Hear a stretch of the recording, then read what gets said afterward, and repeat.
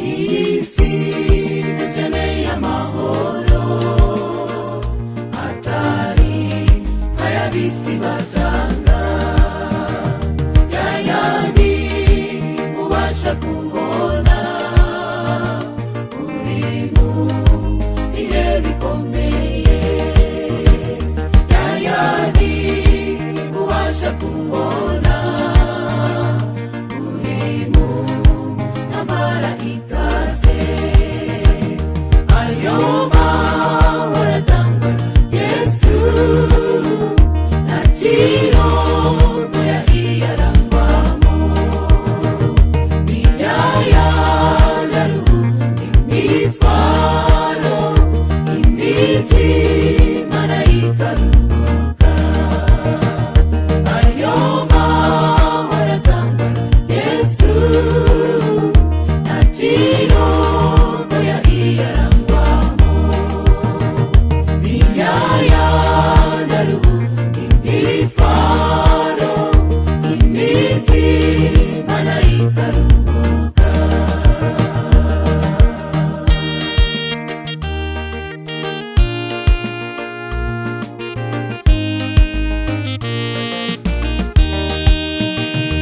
Ayo mahoro niwayabona naho wagira ubutunzi bwinshi, naho wagira imbaraga nyinshi, ubwatsi n'intambara zose, naho wagira abana benshi ukagira n'ibibatunga.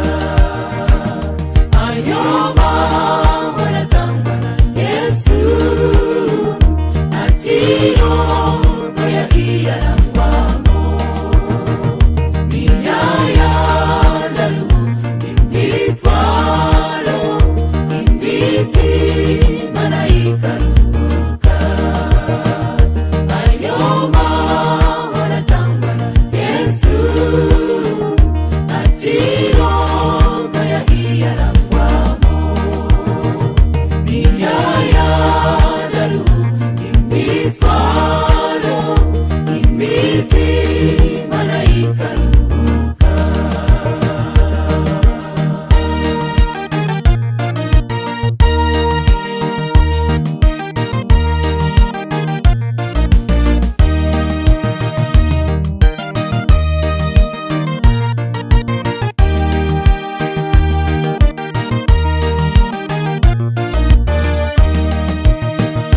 Ayo mahoro twe tuvuga abonwa n'uwakiriye Yesu, nawe ingorane zaba nyinshi ahorana nayo mu mutima, iyo ahuye n'ibigeragezo ahorana nayo mu mutima.